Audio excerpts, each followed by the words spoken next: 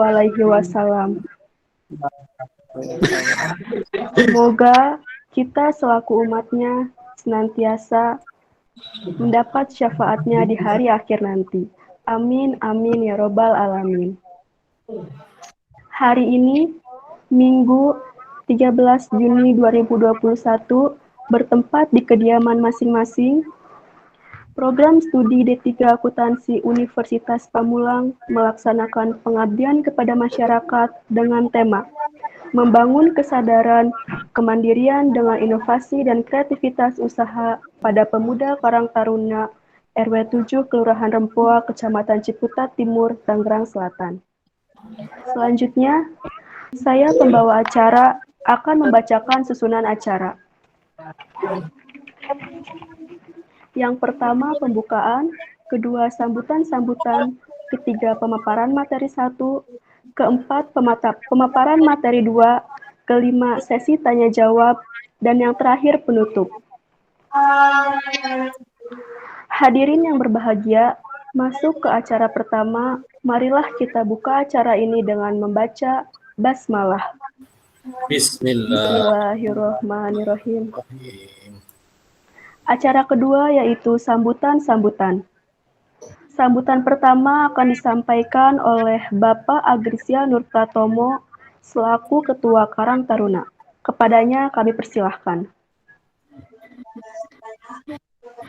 Bismillahirrahmanirrahim. Assalamualaikum warahmatullahi wabarakatuh. Waalaikumsalam warahmatullahi wabarakatuh.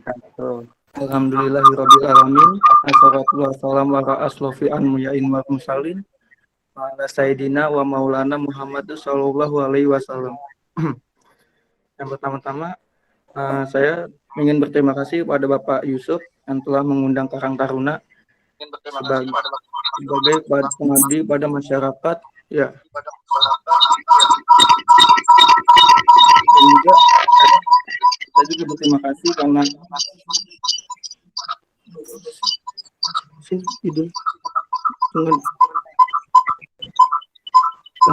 dengan adanya pengabdian kepada masyarakat membangun sebuah inovasi dengan kreativitas usaha pada pemuda Karang Taruna RW 1 RW 7 Kelurahan Rempoa.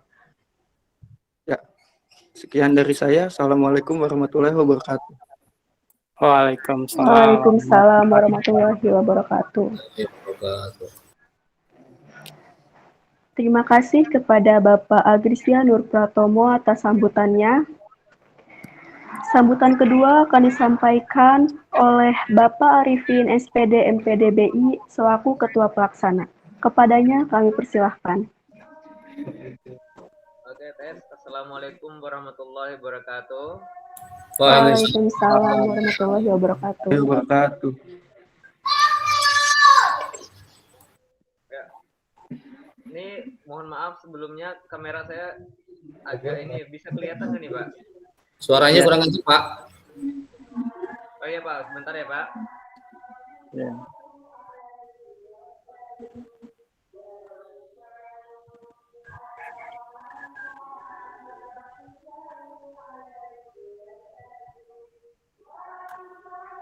Oke, Pak. Assalamualaikum warahmatullahi wabarakatuh.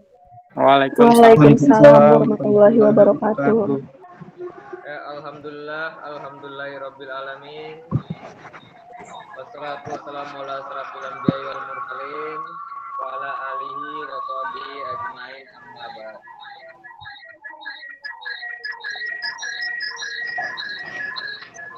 Pertama-tama mari kita panjatkan puji dan rasa syukur kita kepada Allah Subhanahu wa taala yang mana pada kesempatan ini masih memberikan kesempatan kepada kita serta rahmat, nikmat serta hidayahnya sehingga kita masih berkesempatan untuk melaksanakan kegiatan ini. Yang terhormat kepada Bapak Ketua Karang Taruna Bapak Agrisya Pratomo ya Pak. Kemudian pada teman-teman dan rekan-rekan pengabdi masyarakat yang alhamdulillah kesempatan ini masih bisa bersama dalam melaksanakan kegiatan ini.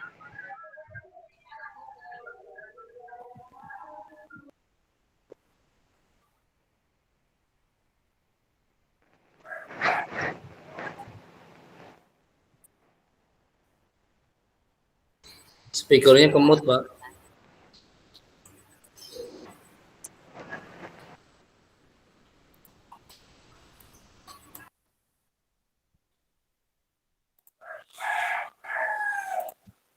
Pak Ipin, speakernya dinyalakan dulu.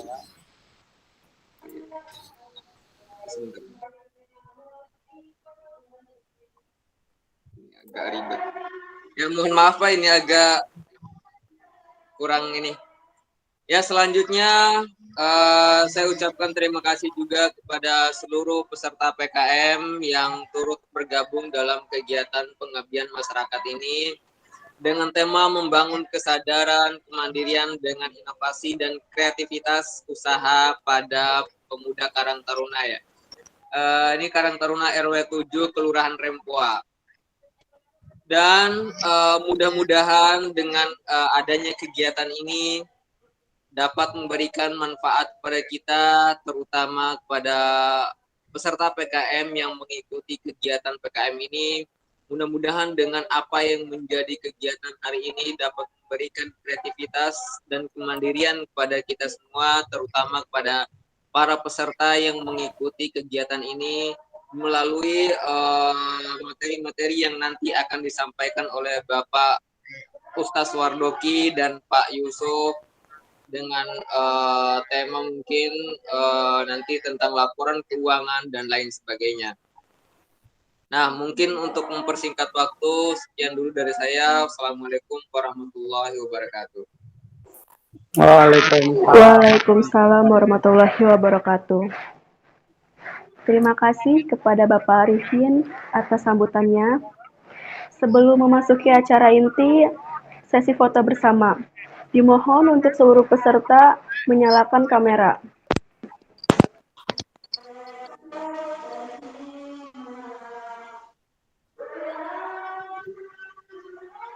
Jadi foto bersama ini di awal kita timbulkan semua, kemudian yang kedua beserta spanduk ya. Oke. Saya hitung dengan hitungan yang ketiga. 1, 2, 3.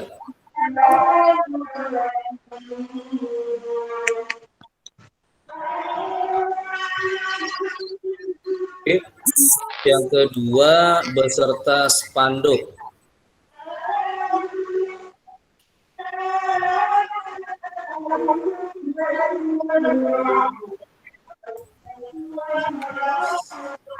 Satu, dua, tiga. Oke.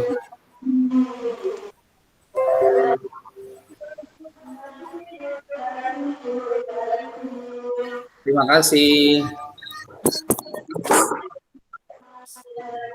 Terima kasih. Untuk memasuki acara inti, kami persilahkan pemateri pertama yang akan disampaikan oleh Bapak Yusuf SE MPD MAK. Kepadanya kami persilahkan. Oke, terima kasih atas waktunya dari MC ya. Saya akan melakukan slide share dulu ya sebentar.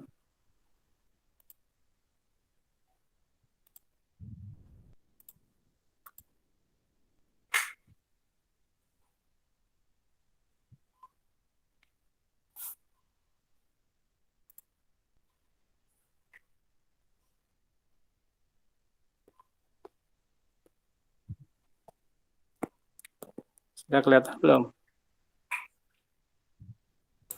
Belum, Pak. Belum ya.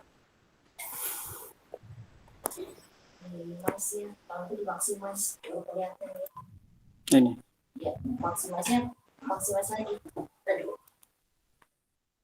Sebentar. Ini ya.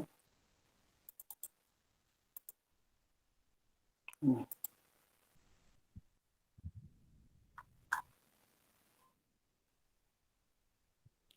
Ini aku masih mana slide-nya? Ini ya. Ya. Nah, gini nih. Ini tuh body size. Ini body size. Oh iya. Aku dibikin tuh body size lagi. Oh iya. Sebentar.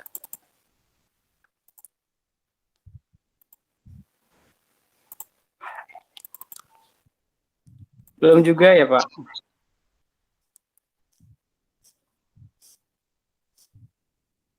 Belum, Pak. Ya, ini kan saya mau share nih. Atau Pak Wardoki saya kirim ya? Kak susah nih. Boleh, Pak, boleh. Silakan kirim ke saya, nanti saya yang share. Oke, oke.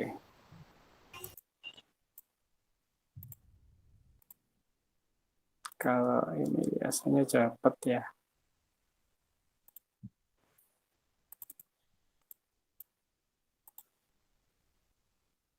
Nah, angkat biasanya laptopnya nih. Kirim ke saya aja, Pak. Iya, ya. Oke. Udah diproses, Pak. Sedang dikirim ya. Siap, Komandan.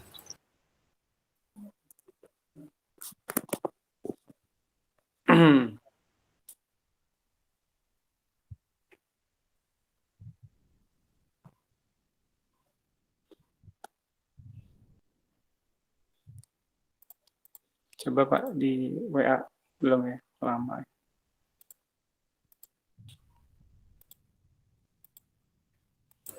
Belum ada yang masuk. Belum ya.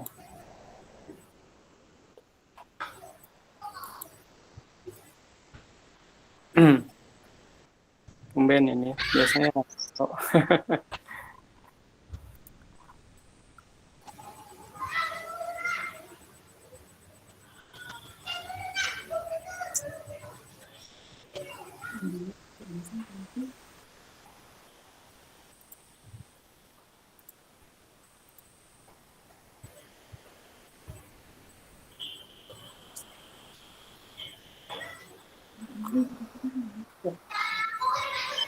Oh.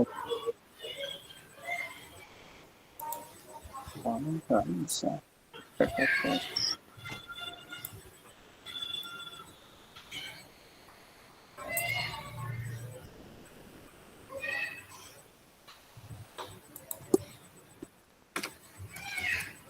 Oke, Assalamualaikum warahmatullahi wabarakatuh. Waalaikumsalam warahmatullahi wabarakatuh. Nah, di sini aja lah di laptop saya ya. Agak susah memang kita kalau terlalu bergantung dengan teknologi ini, karena pasti ada kendala di bidang teknisnya ya, entah itu di laptop, sinyal gitu ya. Sambil menunggu ya, kita akan membahas secara tanpa ada slide ya yang di-share ini. Saya sedang mengirim ke Pak Wardoki di grup, coba Pak Ward dicek, sepertinya sudah.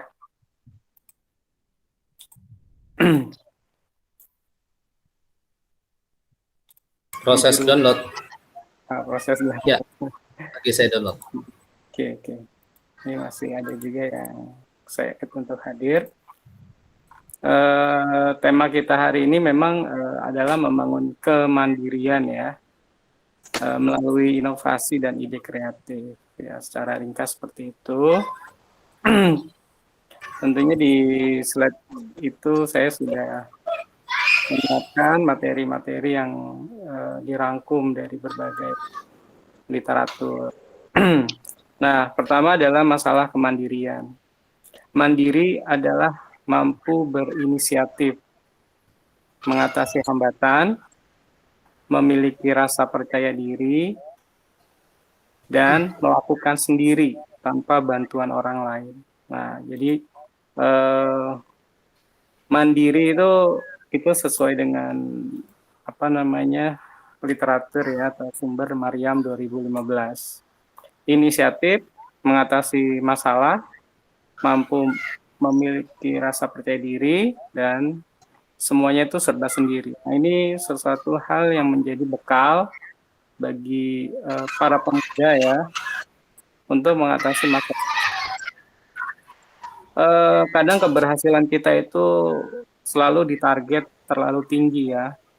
melihat kondisi sekeliling, itu diukur dengan kesuksesan secara materi yang sepertinya sangat sulit untuk diraih. Harus memiliki mobil misalkan, memiliki karir yang sangat tinggi gitu ya, manajer atau apa. Padahal bagi seorang orang tua ya, Pak Wardoki mungkin jadi orang tua sudah, saya juga Pak Arifin, melihat seorang anak yang mampu melakukan sendiri ya, tanpa bantuan orang tua, tanpa menggantungkan hidup dari orang lain ya, kemudian dia bisa mengatasi masalahnya sendiri ya, apapun masalahnya itu, memiliki inisiatif ya dan rasa percaya diri itu sudah membuat orang tua senang gitu ya. Kami ini bertiga mungkin generasi old ya, yang lahir di tahun 80-an, sudah menyadari bahwa apa yang ada di benak para pemuda itu memerlukan waktu dan langkah-langkah kecil namun konsisten untuk mencapainya. Jadi paling tidak Anda sudah bisa mandiri ya, di sini ada beberapa mahasiswa dan mahasiswi saya yang saya banggakan sudah bisa bekerja, kemudian menghasilkan uang untuk membiayai kuliahnya, kemudian sudah jauh dari orang tua kos misalkan, mengurus hidupnya, bahkan ini sampai yang membantu mengirimkan orang tuanya gitu ya ke kampung halaman. Wah, itu sangat membanggakan. Nggak perlu tuh ya kita menginginkan sesuatu yang harus memiliki rumah yang besar, mobil gitu misalkan. Nah, poin kecil yang menjadi start awal dari kesuksesan sebenarnya adalah kemandirian itu. Nah, kemandirian itu ada beberapa aspek yang dapat diukur. Yang pertama, tanggung jawab, otonomi, inisiatif, dan kontrol diri ya. Nah, jadi tanggung jawab, pasti kita sudah sangat mengetahui ya, tanggung jawab adalah mampu menyelesaikan apa yang telah dimulai, misalkan. Mampu mempertanggungjawabkan hasil kerjanya.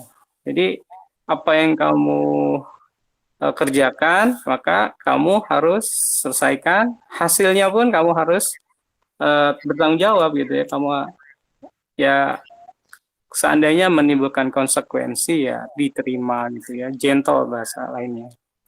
Otonomi ya. Otonomi itu artinya mampu mengerjakan tugasnya sendiri tanpa ada bantuan dari pihak-pihak yang lain. Jadi memiliki kompetensi sendiri, dan kompetensi itu dilatih. Sekarang ini kuliah atau sekolah online. Kadang saya juga nggak paham ini apakah dikerjakan sendiri atau dibantu pihak-pihak lain. Kalau dibantu dalam artian bekerja sama itu sangat bagus. Tapi kalau itu hasil mencontek, misalkan ya, itu berarti sudah berkhianat dengan diri sendiri, dan itu akan menurunkan aspek kemandirian. Memiliki inisiatif. Nah, ini kemampuan berpikir dan bertindak secara kreatif. Nah, jadi Anda memiliki kemampuan memecahkan masalah Anda sendiri, inisiatif ya, atau bahkan lingkungan. Nah, ini pemuda Karang Taruna nih yang di RT 107 ini saya sangat bangga ya, sudah memiliki inisiatif. Kadang ada anak-anak yang di bawahnya ya, ada di kelasnya, saya lihat sudah diajak olahraga, kemudian sudah diajak untuk berperan aktif di masyarakat. Itu merupakan salah satu bentuk latihan ya, yang dimana di masa akan datang akan sangat penting gitu ya. Kemudian kontrol diri. Nah, ini emosi. Kita lihat sekarang di masa pandemi atau ada pengaruh dari teknologi komunikasi yang sangat maju ya. Kita kalau emosi yang terlalu tinggi sekarang sudah direkam, kemudian itu akan menjatuhkan nama baik kita, bahkan ada jejak digital. Itu adalah efek buruknya. Nah, orang yang tenang menghadapi masalah dengan ketenangan tanpa ada emosi, nah itulah yang akan menjadi orang yang sukses. Jadi emosi itu dari zaman dulu ya sudah diketahui akan berdampak buruk. Jangan Anda mengambil keputusan saat emosi misalkan. Nah, ada petuah orang kuno gitu ya, orang zaman dulu, hindari dua hal. Yang pertama, larangan agama yang akan membuat kamu ke neraka. Yang kedua, larangan negara yang membuat kamu ke penjara. Nah, itu dua hal itu yang tentunya berkaitan dengan emosi. Jadi, Anda yang mandiri, Anda yang sukses itu memiliki jiwa-jiwa yang bertanggung jawab, memiliki kreativitas, inisiatif, dan ketenangan emosi. Bentuk kemandirian apa saja? Yang pertama adalah emosi tadi ya. Kalau ada anak kecil yang masih ngambek, gitu ya, dengan perkembangan psikologis anak, kita memahami, oh dia masih anak-anak, dia masih merajuk sama orang tuanya. Ya, tapi Anda yang sudah menjadi para pemuda diharapkan sudah mulai emosinya itu tenang ya, jadi tidak misalkan meminta satu hal kepada orang tua, jangan merajuk ya, karena apa? Karena orang tua itu sayang kalau ada anak, tapi karena kondisinya lagi belum ada misalkan. Jadi alasan seperti itu dimaklumi. Termasuk dalam bekerja ya, dalam berhubungan dengan teman juga jangan mengumbar emosi. Yang kedua dari samping adalah kemandirian sosial. Nah, ini saya sangat senang sekali ya, di Karang Taruna ini merupakan tempat menempa ya sosialisasi ya, di mana para pemuda di sini berteman, bercanda, kemudian bekerja sama, mengorganisasikan semua tujuan gitu ya. Sehingga pada kehidupan yang akan datang ya, ketika Anda telah menjadi dewasa, bapak-bapak yang memiliki anak atau seorang ayah ya. Nah, ini secara sosial Anda sudah matang gitu ya. Nah, bagi orang yang sudah matang interaksinya, nah namanya juga manusia adalah makhluk sosial ya. Kita memerlukan kondisi yang kondusif ya, saling bantu gitu ya. Kemandirian intelektual. Nah, ini kalau Anda sudah intelektual artinya dewasa secara berpikir, maka apa yang Anda mulai gitu ya, itulah tanggung jawab Anda. Berpikir bagaimana menyelesaikannya sendiri. Orang tua ada, boleh diminta pendapatnya, boleh diminta bantuannya, tapi tetap fokus utama adalah di diri sendiri gitu ya. Jadi orang tua yang melihat anaknya mandiri sekali lagi akan merasa sangat senang. Oh, ada masalahnya dia bisa atasi sendiri. Ada kesulitannya dia bisa atasi sendiri. Apalagi kalau sampai secara kemandirian ekonomi di sini ya. Karena kami dari Fakultas Ekonomi tentunya akan membahas titik tekannya di sini. Ekonomi berarti sudah mampu mengatur ekonominya sendiri ya, tidak bergantung pada sumbangan materi terutama dari orang lain. Nah, di sini pada satu titik Anda pasti harus mandiri. Entah pada usia berapapun gitu ya. Kalau misalkan SMA ya, semakin dini Anda mandiri itu sangat bagus ya. Apalagi sekarang banyak sekali peluang bisnis ya. Beda dengan masa lalu di mana orang-orang sangat sulit dalam memulai bisnis. Zaman sekarang dengan teknologi informasi yang sangat canggih, anak-anak muda pun sudah bisa berbisnis online misalkan. Nah, jadi Anda yang bisa mengusahakan kemandirian ekonomi itu kita ya akan acung jempol ya. Kita ini saya Pak Arifin sama Pak Fardoki ya. Nah, next, Anda ini dikenal sebagai generasi strawberry ya. Ada lagi yang bilang adalah generasi Z. What is gitu ya? Itu kamu nih yang ya anak-anak Karang Taruna dan para mahasiswa-mahasiswa yang saya banggakan. Ya, karena Anda ini hidup pada zaman yang sangat damai, indah gitu ya. Tanpa ada perang ya, jauh dari bencana alam atau kelaparan gitu ya. Dan kondisi-kondisi lain yang dimanja oleh zaman. Orang tua yang sangat sayang ya, bahkan Anda ini selalu dibanggakan, dipamerkan ke tetangga, prestasi yang sedikit pun menjadi omongan yang manis bagi orang tuanya. Nah, itu adalah Anda yang berada pada generasi strawberry ini. Nah, kenapa strawberry? Karena strawberry itu manis, tapi agak rentan begitu ya. Jadi Prof. Renal Kasali bilang bahwa Anda yang telah besar saat ini ya, yang usia remaja saat ini adalah generasi yang penuh dengan gagasan kreatif. Kreatif banget ya, bahkan kita generasi di bawahnya itu generasi X kalau saya atau Pak ini kadang takjub, apalagi yang lebih tua gitu ya. Mereka kita kasih handphone gitu ya, nih kamu nih kasih apa gitu permainan, games, handphone atau komputer, laptop, wah itu langsung pinter ya, nggak ada yang ngajarin gitu. Sedangkan orang-orang yang lebih dewasa atau lebih tua saat ini itu kalau ketemu gadget atau hal-hal yang baru seperti itu udah bingung gitu ya, perlu pelatihan lah, perlu sosialisasi lah, workshop lah gitu. Kalau Anda ini langsung dibongkar, nah itu menandakan Anda berani untuk maju gitu ya, mencoba kreatif gitu ya. Tapi ingat di sini ada sisi negatifnya, karena alam ya atau masa kelahiran Anda yang penuh kedamaian, nah itu suka menyerah gitu ya, karena sinyalnya lemot, langsung marah-marah gitu ya. Padahal baru sinyal loh. Terus gadgetnya agak ngadat sedikit, langsung dibanting, enggak ya, sayang. Nah terus gampang untuk sakit hati katanya ya, karena apa namanya dimanja gitu ya, anak anak raja ini ya. Jadi membuat anda nih yang apa namanya ketika bersosialisasi ini suka pecah hatinya. Kalau kami dulu main di sawah, main pukul-pukulan, berebut, besoknya baikan lagi.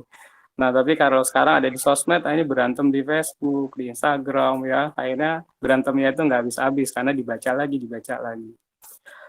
Nah, jadi titik tekan kita tentunya pada hal yang positif ya, menurut Anies Baswedan ya. Walaupun kalian ini dianggap rentan oleh generasi sebelumnya gitu ya, tapi sangat kreatif. Dan saya yakin bahwa generasi itu dilahirkan sesuai dengan zamannya.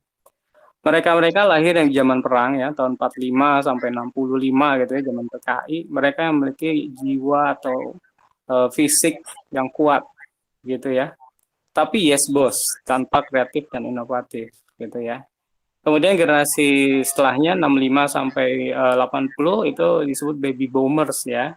Mereka juga generasi yang sangat loyal. Nah, diasuh oleh orang tua veteran perang yang keras gitu ya, sehingga membuat mereka orang-orang yang loyal. Sekali lagi kreativitasnya juga agak kurang. Nah, kami yang generasi 80 sampai 95 itu dianggap generasi X gitu ya. Nah, mulai ada transisi ya. Sekarang sedang masa-masanya dewasa ya, sekitar 30 sampai 35 sampai 60 gitu, 50 lah. Tapi di bawahnya ini adik-adik saya ini ya seperti Anda semua ini ya, itu generasi strawberry atau generasi Z ya, ada yang bilang juga generasi milenial gitu ya. Ini sekali lagi adalah generasi masa depan, karena Anda dimanja oleh alam, gadget, sinyal wifi yang sangat kencang gitu ya, fasilitas yang nikmat semua. Nah, tentunya Anda memang didesain oleh Allah Subhanahu wa taala sebagai generasi yang sesuai dengan masa depan. Otak Anda ini memang otak yang kreatif, penuh dengan inovasi dan adaptif. Makanya banyak yang insecure, tidak percaya diri, kemudian overthinking, ya, bahasa-bahasa Anda semua itu ya. Mungkin karena Anda selalu berpikir kreatif dan inovatif, serta ingin mengalahkan kondisi ya dengan beradaptasi.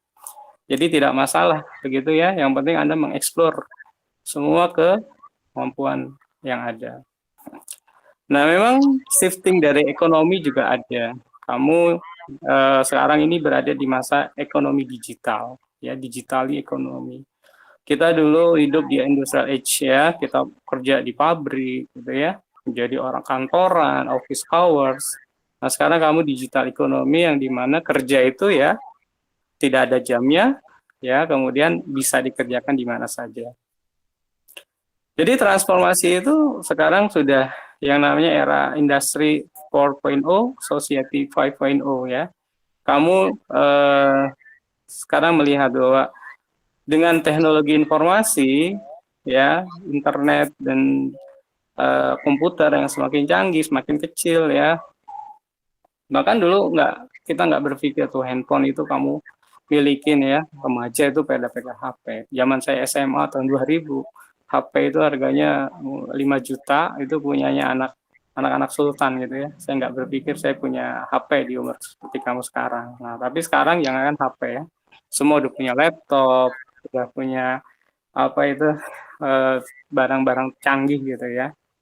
Nah, di era Society 5.0 sekarang 5G sudah luncur ya di mohon maaf nih saya nyebut merek nih Telkomsel gitu ya. Nah, ini berarti bahwa kecepatan atau bandwidth internet yang misalkan dulu 1 GB kita download hampir setengah jam, sekarang hanya 2 menit. Ya, terus buat apa sih Pak? Gitu ya, teknologi semakin tinggi. Nah, itu akan membuat kamu mudah dalam mencari ilmu pengetahuan. Pertama ilmu. Yang kedua, mencari rezeki, ya, ekonominya.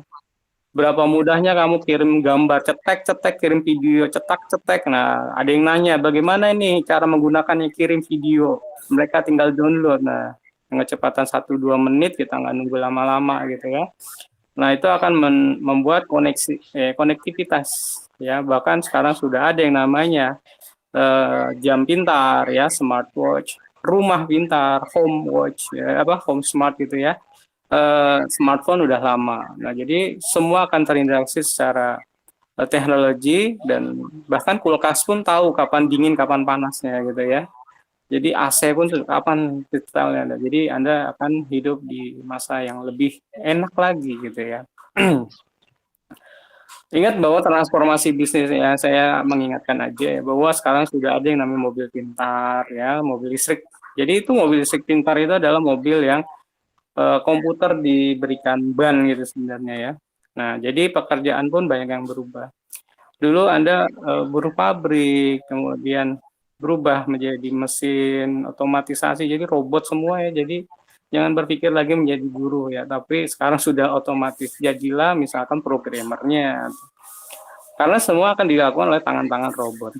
Ya, dulu ada film ya, saya nonton sinetron Tersanjung tuh tahun 97 nggak bisa habis ya.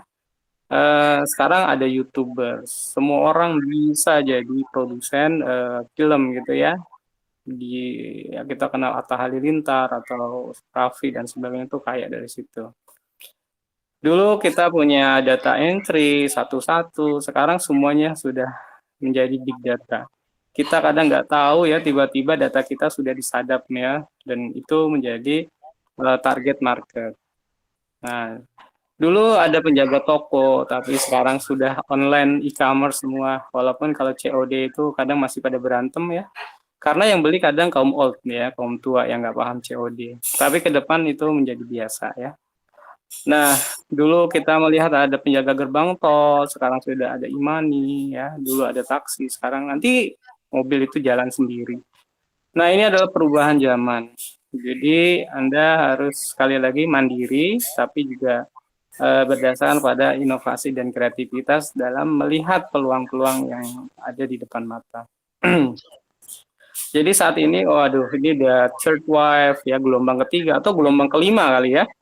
Jadi sudah hampir 200 jutaan pengguna internet dan e-commerce yang pasti itu mereka udah pakai Gojek, sudah pesen makanan via GoFood, udah tahu yang nama Lazada, sudah tahu yang namanya Bukalapak, Tokopedia dan sebagainya. Pasti sekarang sudah sangat besar bangsa Indonesia ini yang menggunakan teknologi e-commerce ya untuk membantu aktivitasnya baik dalam hal keseharian maupun dagang ya ataupun berkonsumsi.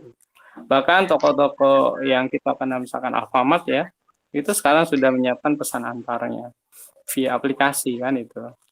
Nah, jadi milestone-nya kita akan semakin semua orang itu akan semakin bergantung dengan aplikasi dan internet gitu ya. Jadi maksud saya apa di sini? Ya ambil kesempatan ini ya.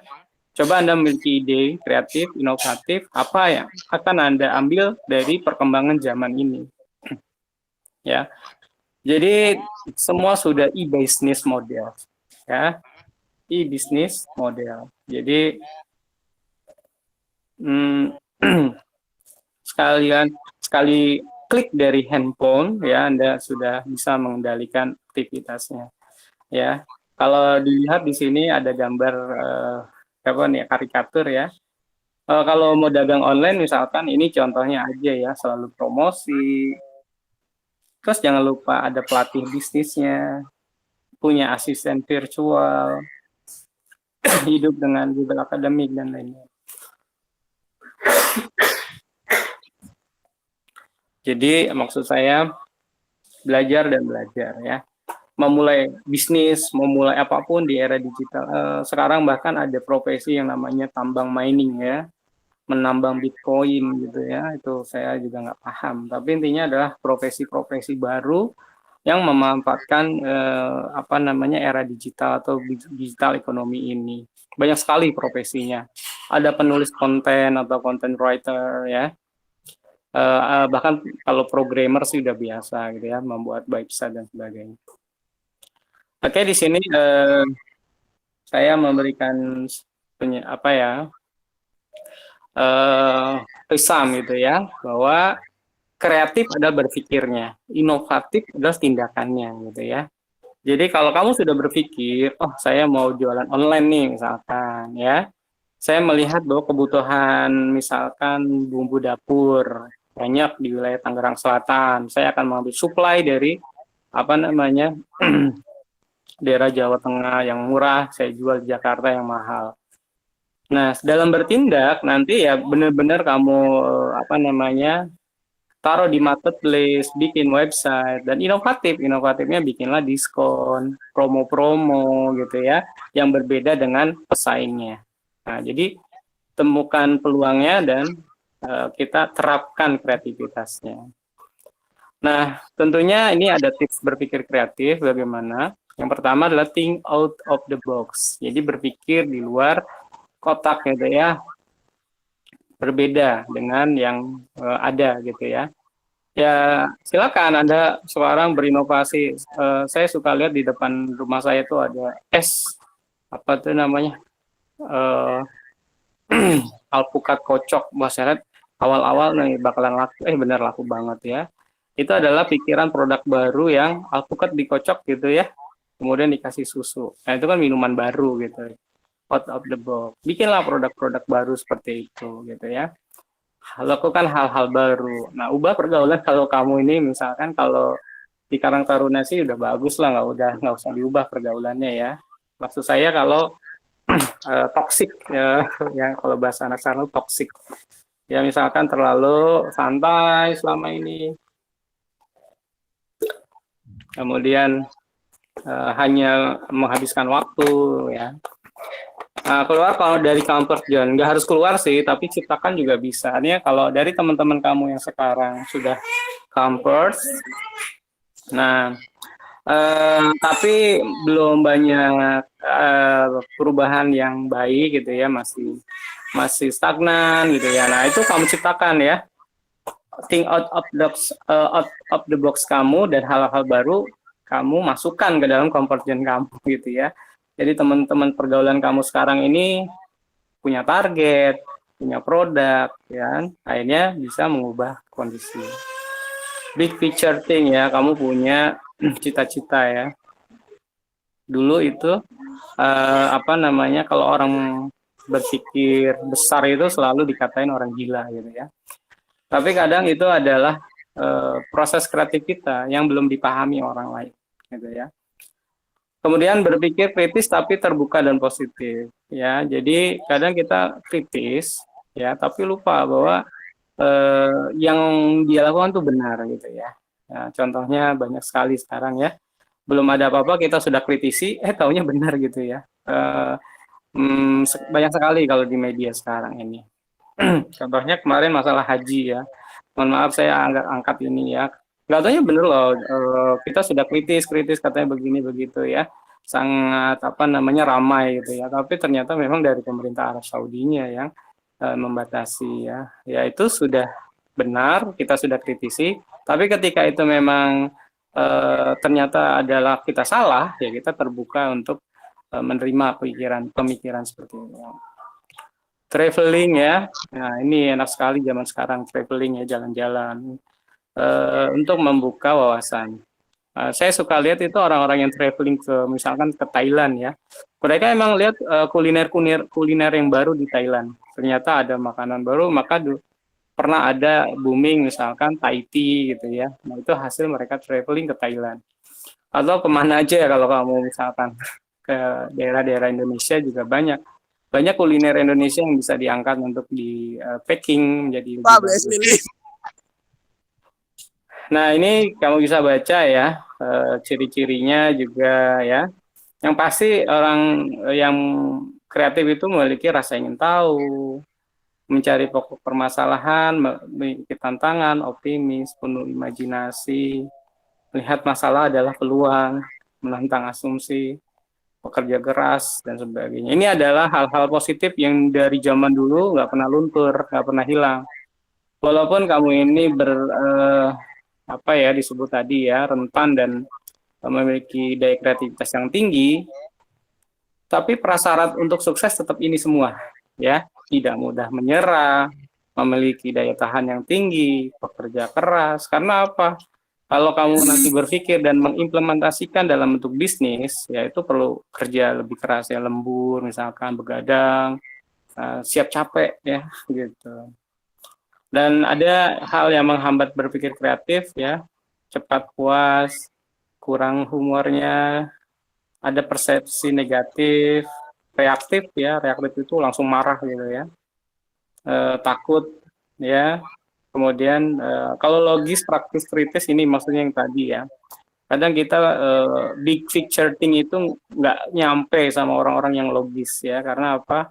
Cita-cita itu mengubah itu kadang kalau dipikir logis nggak sampai ya. Masa anak orang miskin pengen jadi orang kaya misalkan gitu ya. Kadang ada kata-kata seperti itu. Padahal sukses adalah hak setiap orang. Itu saja dari saya. Mungkin nanti kalau ada yang belum jelas bisa kita diskusi gitu. Saya kembalikan ke MC, silakan. Terima kasih kepada Bapak Yusuf atas materi yang disampaikan. Selanjutnya, kami persilahkan kepada pemateri kedua, Bapak Wardoki, SEME, SEMM. Kepadanya kami persilahkan.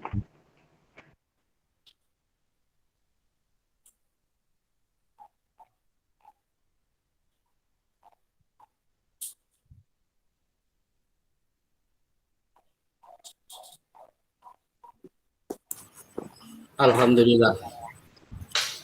Terima kasih kepada Mbak Novi selaku moderator yang telah memberikan kesempatan kepada saya untuk berbagi. Terima kasih juga kepada Pak Yusuf yang sudah memberikan materi pertama dengan lugas, tuntas, dan jelas, luar biasa. Ya, dan saya ucapkan terima kasih juga kepada Ketua Karang Taruna RW 7 Kelurahan Rembo, Kecamatan Ciputat Timur, Tangerang Selatan, Bapak Agistianur, dan juga seluruh peserta pengabdian kepada masyarakat yang berbahagia. Saya ucapkan salam sehat, salam sejahtera, salam satu jiwa untuk kita semua. Ya, di materi kedua ini adalah materi yang sebenarnya ingin mengajak kepada para peserta di sini untuk sedikit mikir, sedikit mikir, karena kita berbicara tentang bagaimana sih laporan keuangan. Di sini sih saya dimandatkan untuk memberikan materi terkait laporan keuangan yang sederhana. Sederhana untuk para pelaku UMKM. Nah, tentunya di dalam satu pertemuan ini kita nggak akan bisa tuntas karena laporan keuangan itu prosesnya panjang sekali. Jadi nanti saya hanya memberikan kulitnya saja, dan semoga nanti ke depan ini akan menjadi satu awal untuk bisa berkelanjutan dan bagaimana sih membuat laporan keuangan step-stepnya dari awal sampai dengan akhir. Seperti itu. Karena tadi sudah mendapatkan banyak sekali tentang materi dari Pak Yusuf, saya ingin mengajak kepada para peserta ini untuk sedikit melihat video dan sedikit diresapi video yang ada. Mungkin ada yang sudah pernah melihat, mungkin ada yang belum. Mudah-mudahan video ini bisa membangkitkan semangat agar kita bisa menjadi orang yang selalu pantang menyerah. Berikut videonya, kurang dari 5 menit insya Allah.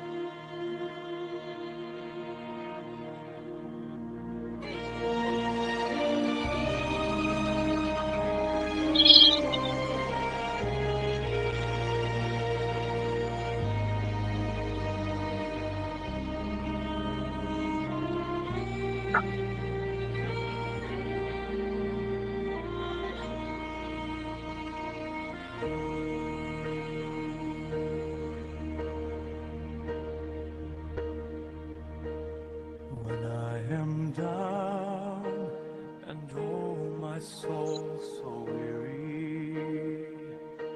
When troubles come and my heart burdened be, then I am still and wait here in the silence until you come and sit a while with me. You raise me up so I can stand on mountains. You raise me up to walk on stormy seas.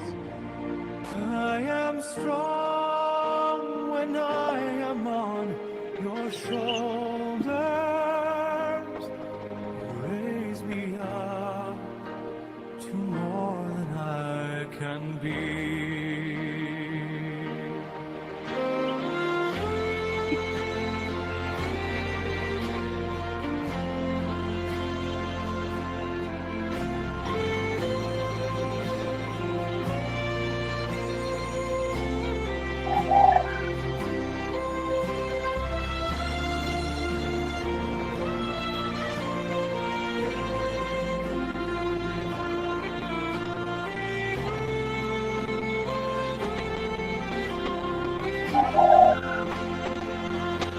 You raise me up so I can stand on mountains.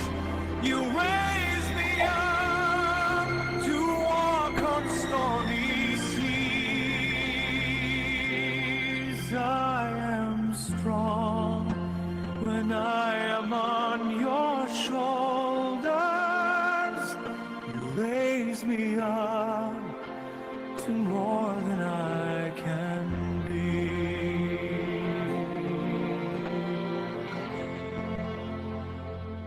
You raise me up so I can stand on mountains.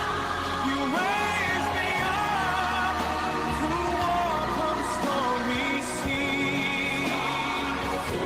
I am strong when I am on your shoulders. Raise me up to more than I.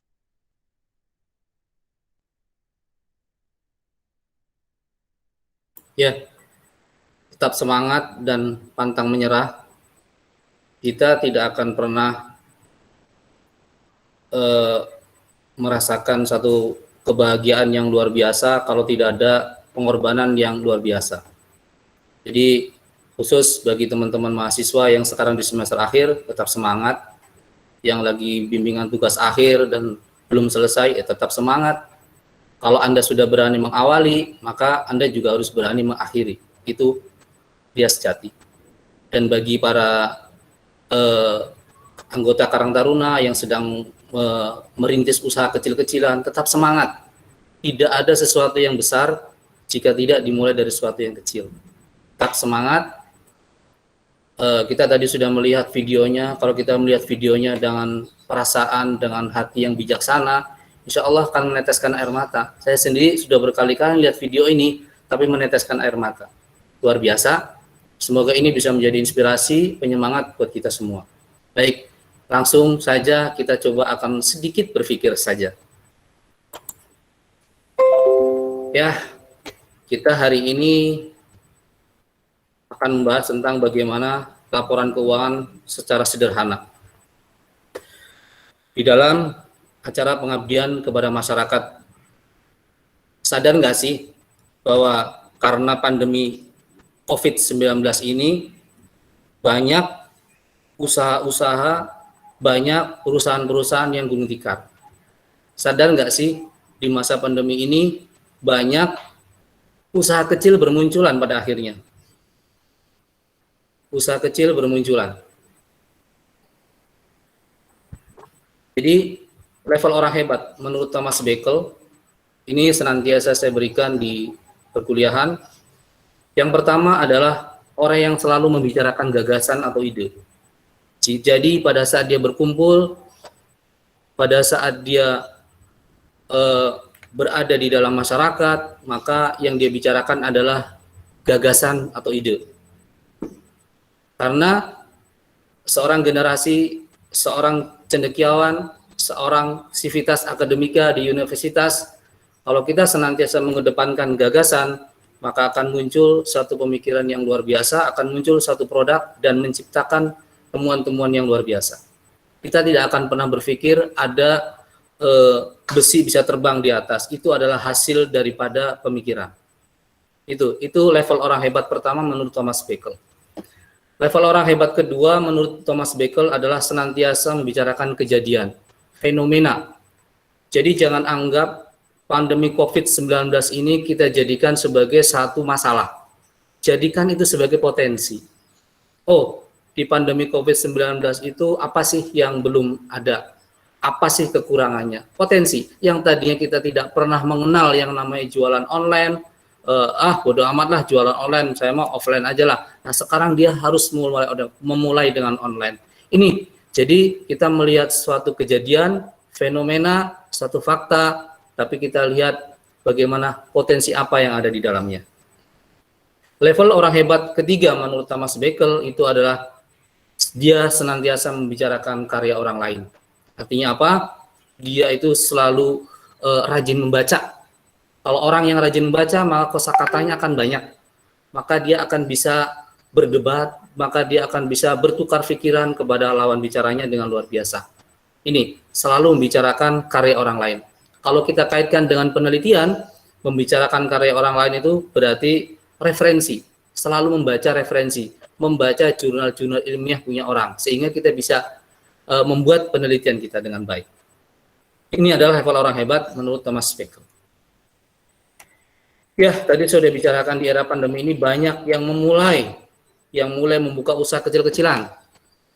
Jangan pernah berkecil hati karena usahanya kecil. Gitu. Ya, jadi kita harus tetap semangat. Mahasiswa harus ngecek uangnya, uang sakunya dia kumpulin bagaimana agar dia bisa membuka usahanya. Karena sebelum kita berbicara tentang laporan keuangan, ya kita juga harus bicara tentang bagaimana sih prospek usahanya. Ya, jadi usaha yang baik itu pada saat kita memulai usaha itu tidak hanya mementingkan kualitas produk, tidak hanya mementingkan promosi, tidak hanya mementingkan marketing yang luar biasa, tapi juga harus mengetahui bagaimana caranya membuat laporan keuangan UMKM pada khususnya. Ya, sehingga tujuannya apa? Agar kita bisa mengetahui progres usaha kita.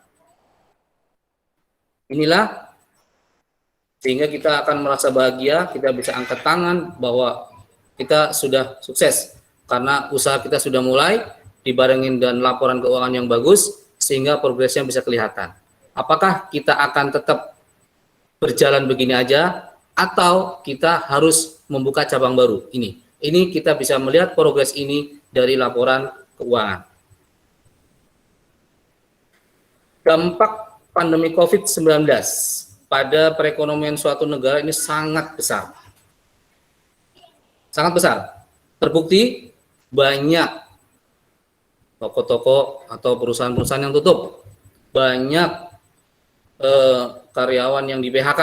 Besar sekali pokoknya. Dia berpengaruh banget dengan perekonomian di dalam suatu negara. Penyebabnya apa? Kenapa toko atau perusahaan itu bisa tutup? Karena adanya penurunan omset penjualan. Orang nggak boleh berkerumun, orang nggak boleh ke pasar, orang nggak boleh ke mall. Sekarang di mall buka tapi dibatasin. Pokoknya semua serba terbatas sehingga terjadilah penurunan omset penjualan. Penyebab berikutnya karena bahan materialnya langka. Sudah otomatis kalau omsetnya penjualannya nggak ada, ya yang menciptakan bahan material juga nggak memproduksi kan akhirnya. Seperti itu. Penyebab yang lain mungkin masalah lain. Ya anggap uang lah, nggak bisa mengembangkan usahanya lah. Ini banyak sekali dampak yang diakibatkan oleh adanya pandemi COVID-19. Apa itu UMKM?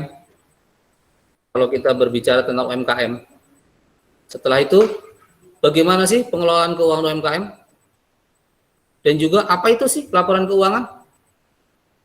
kita ada UMKM. Setelah itu kita disuruh mengelola keuangan. Nah, habis itu kita tanya, laporan keuangan apaan sih? Nah, itu. Nah, terus apa sih manfaat dari laporan keuangan UMKM?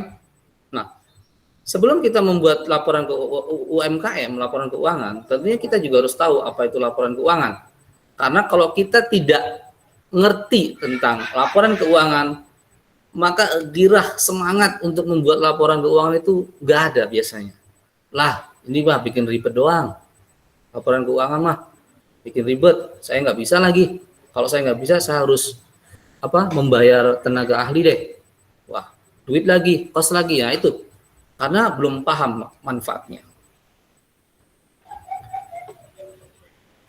Menurut data BPS, bahwa UMKM yang ada di Indonesia itu sekitar 64,2 juta. Ini luar biasa. Dari 64,2 juta itu menyumbang 60,3% PDB. Dan UMKM sebesar itu mampu menyerap 97% tenaga kerja di Indonesia. Kan luar biasa. Hampir 100% tenaga kerja itu diserap oleh orang-orang UMKM. Memang istilahnya sih usaha mikro, kecil dan menengah. Tapi kita tidak pernah jangan pernah mengecilkan UMKM karena dia sudah menyerap 97% tenaga kerja Indonesia. Kalau 97% tenaga kerja Indonesia terserap di dunia usaha, maka mereka akan mendapatkan penghasilan. Kalau mereka mendapatkan penghasilan, maka mereka akan bisa menghidupkan perekonomian di Indonesia. Ini luar biasa. Arti apa itu laporan keuangan ya? Laporan keuangan itu adalah suatu informasi untuk melihat kondisi suatu perusahaan. Gunanya adalah untuk membantu pengguna untuk memberikan aspek keputusan finansial.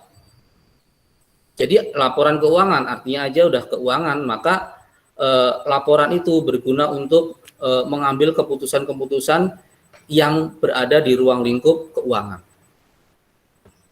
Jadi laporan keuangan itu dapat menjadi dasar pengambilan keputusan suatu bisnis. Atas dasar laporan keuangan yang disusun secara baik, dari situlah suatu bisnis bisa mengambil keputusan apakah akan membuka cabang baru atau tidak. Itu laporan keuangan. Pentingnya membuat laporan keuangan UMKM itu bagaimana? Laporan keuangan itu penting karena dia dijadikan sebagai kontrol biaya operasional usaha. Untuk mengetahui utang piutang dan juga bisa menghitung berapa sih pajak yang harus diserahkan kepada negara.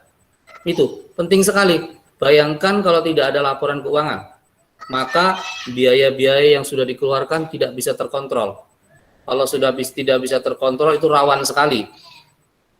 Bahaya. Nah, bayangkan kalau tidak ada laporan keuangan, pencatatan utang piutang nggak ada. Kita pernah utang kemana? Nggak ada catatannya. Orang pernah utang ke kita berapa? Nggak ada catatannya. Terus kita harus bayar pajak ke negara berapa? Nggak ada catatannya. Ini luar biasa. Makanya penting sekali membuat laporan keuangan UMKM. Lalu apa manfaat daripada laporan keuangan? Sebagai perencanaan tentunya. Perencanaan ini digunakan untuk membuat satu optimalisasi biaya. Dan juga sebagai dasar perencanaan di masa depan. Ini, adanya laporan keuangan ini, manfaatnya adalah adanya perencanaan yang matang. Sehingga apapun hasilnya, kalau sudah dibuat suatu perencanaan, maka bisa meminimalisir terjadinya risiko kerugian. Gitu. Lalu, apa sih efek jika kita tidak membuat laporan keuangan UMKM? Yang pertama, tidak mendapatkan pinjaman. Biasa UMKM itu dia bisa tumbuh besar karena ada investor, baik bank atau lembaga keuangan lainnya. Bank dan lembaga keuangan lainnya, dia tidak akan pernah memberikan satu pinjaman tanpa ada bukti yang konkret, tanpa ada bukti yang bisa meyakinkan kepada lembaga tersebut kemampuan bayar usahanya, kemampuan bayar utangnya. Nah, untuk menunjukkan bukti bahwa perusahaan itu mampu membayar, maka adanya lah laporan keuangan. Ini. Yang kedua, sulit menentukan keputusan. Karena kita tidak pernah tahu, kita tidak pernah bisa mengukur kita itu sebenarnya untung berapa sih. Tuh, bayangkan kalau kita tidak pernah tahu, tapi kita dihadapkan untuk bisa mengambil keputusan. Bahaya, makanya nanti keputusannya bisa salah. Betul. Sulit menentukan keputusan. Efek berikutnya apa? Tidak bisa merencanakan prospek keuangan. Apakah kita akan tetap begini saja atau kita membutuhkan pinjaman misal. Nah ini kita tidak tahu kalau kita tidak membuat laporan keuangan. Laporan keuangan UMKM itu berdasarkan SAK IMKM. Terdiri dari laporan laba rugi. Apa itu laporan laba rugi? Laporan laba rugi itu adalah laporan yang merangkum total pendapatan dan total pengeluaran. Jadi kalau pendapatan nanti dikurangin pengeluaran, apakah hasilnya laba atau rugi? Ini laporan laba rugi. Yang kedua, laporan posisi keuangan. Atau biasanya tuh dulu istilahnya adalah neraca. Apakah itu? Laporan posisi keuangan itu meringkas aset bisnis dan sumber daya ekonomi yang dimiliki UMKM. Dan juga meringkas adanya kewajiban serta equity atau modal. Asetnya berapa? Kewajibannya berapa? Modalnya berapa? Karena pada dasarnya akuntansi itu cuma berbicara dua. Perusahaan itu punya apa dan dananya dari mana? Itu sebenarnya seperti itu. Apakah dananya dari utang atau dananya dari modal sendiri? Nah itu. Jadi laporan posisi keuangan itu adalah meringkas aset bisnis dan sumber daya ekonomi yang dimiliki UMKM dan kewajiban serta equity. Yang ketiga adalah catatan atas laporan keuangan, yaitu pernyataan bahwa laporan keuangan itu telah disusun sesuai dengan SAK IMKM, ikhtisar kebijakan-kebijakan akuntansi, dan juga informasi tambahan lainnya. Tuh. Kalau mungkin ada yang bertanya, apa sih itu SAK IMKM? Kalau menurut IAI, Undang-Undang Nomor 20 tahun 2008 ya, bahwa mengutip di edaran SAK IMKM disahkan oleh IAI ya, 20 tahun 2008. SAK IMKM itu berlaku efektif tanggal 1 Januari 2018. Ini sebagai entitas mikro, kecil, dan menengah. Ini adalah entitas tanpa akuntabilitas publik yang signifikan. Tuh, SAK IMKM ini merupakan sebuah peraturan pelaporan keuangan. Jadi sebuah peraturan pelaporan keuangan yang disusun secara khusus untuk entitas mikro, kecil, dan menengah. Makanya EMKM.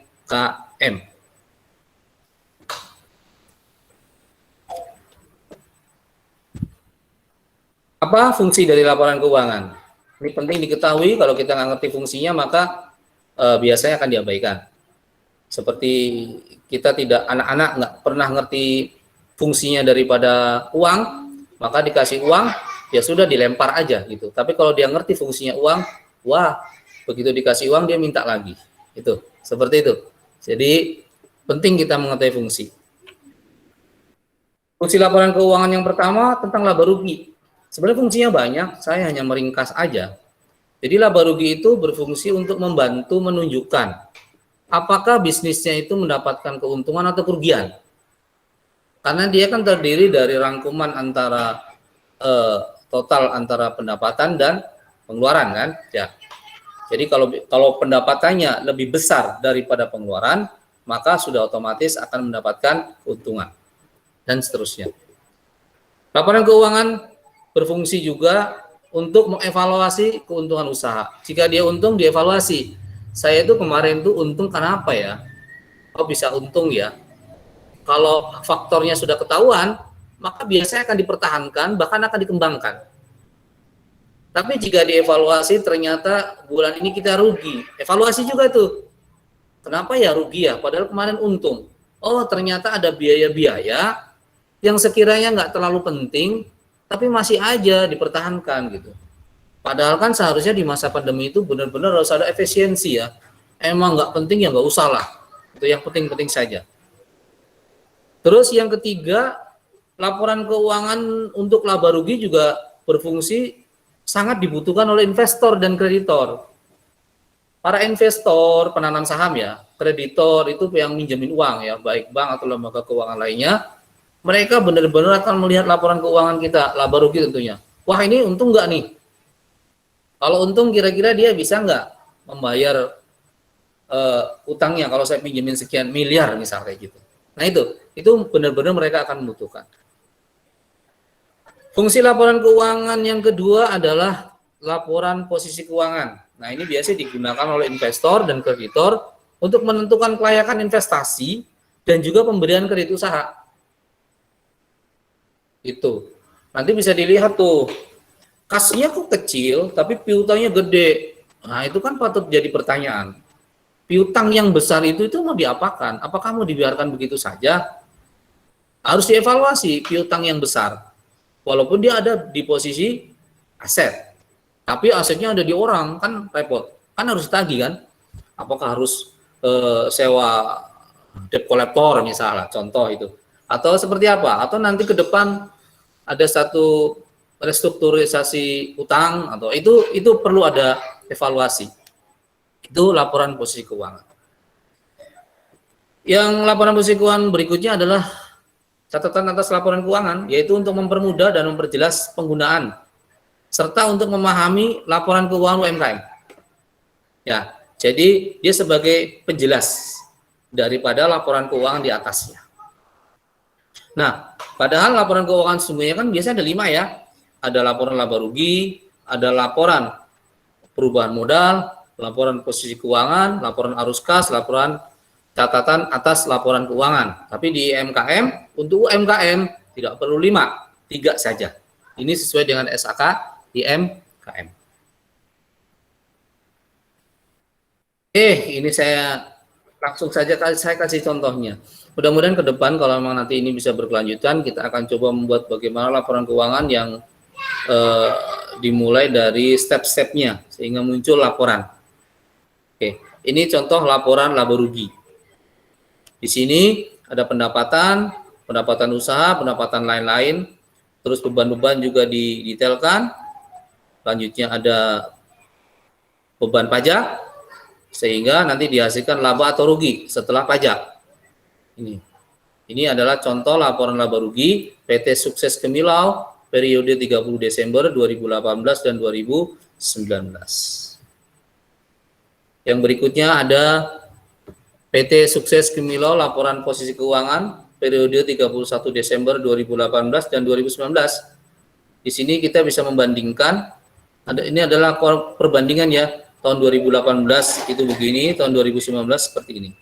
Ini penting adanya perbandingan-perbandingan ini sehingga bisa menjadi evaluasi. Gitu.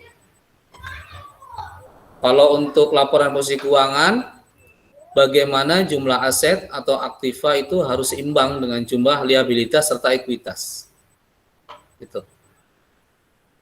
Yang ketiga adalah contoh tentang catatan atas laporan keuangan PT Sukses Gemilau 31 Desember 2018 dan 2019.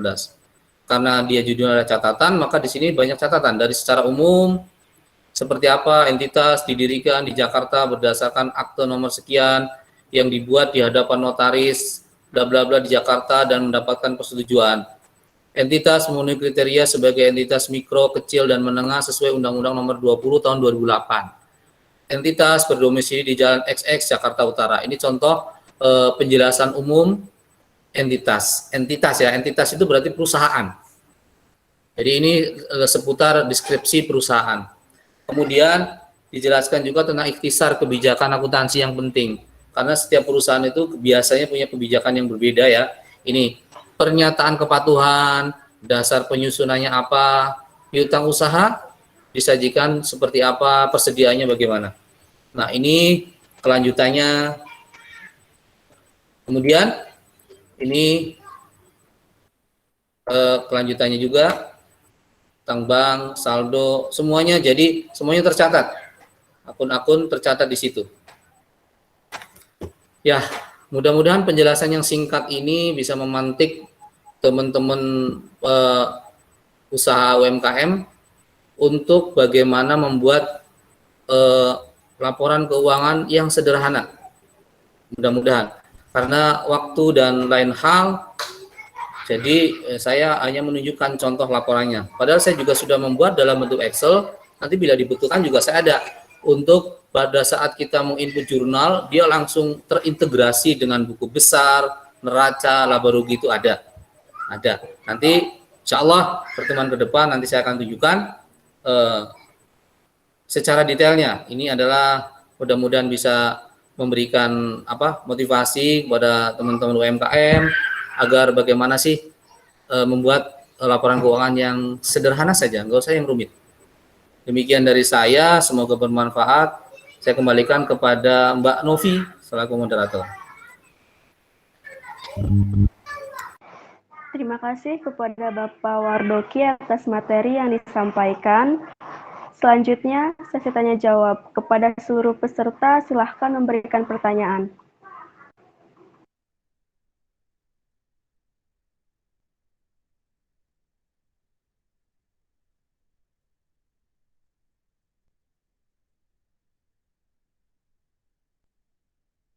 Atau mungkin mau ada testimoni dari teman-teman mahasiswa yang dia itu mempunyai usaha, boleh tuh testimoni, sehingga dari testimoni itu akan memberikan gambaran atau penyemangat lah ya buat teman-teman yang lain untuk juga ikut-ikutan usaha.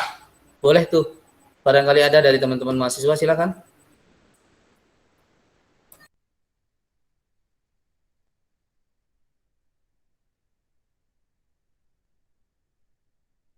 Kayaknya malu-malu ini ya.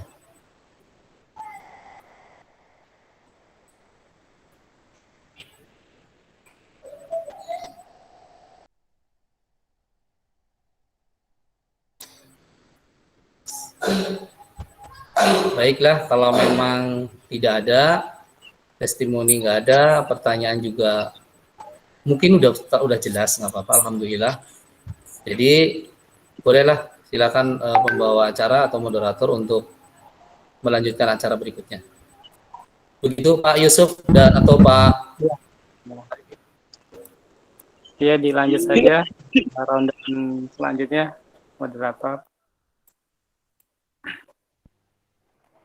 Demikian acara yang telah kita laksanakan. Untuk mengakhiri acara ini, mari kita membaca hamdalah. Alhamdulillahirrahmanirrahim. Alhamdulillahirrahmanirrahim. Untuk kelas 713, apakah sudah ada yang buat template-nya? 713. Elizabeth, Edo, dan lain-lain teman-teman. Apakah ada yang sudah membuat pamfletnya untuk kita foto bersama di sini?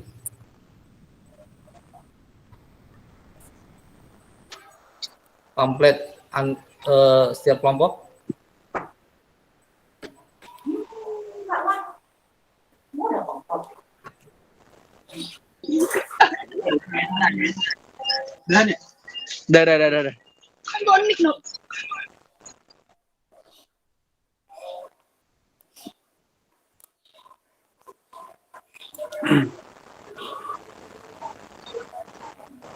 Dah. Baik, ternyata nggak ada. Ya sudah, saya cukupkan. Iya, terima kasih semuanya. Semuanya Para waktu dan mahasiswa. suaranya. Assalamualaikum warahmatullahi wabarakatuh. Terima kasih Pak Fabi, Pak Rife, Pak Yusuf, Pak Agri, teman-teman semua. Kesempatan yang lainnya. Maaf jika ada kekurangan, kami ucapkan terima kasih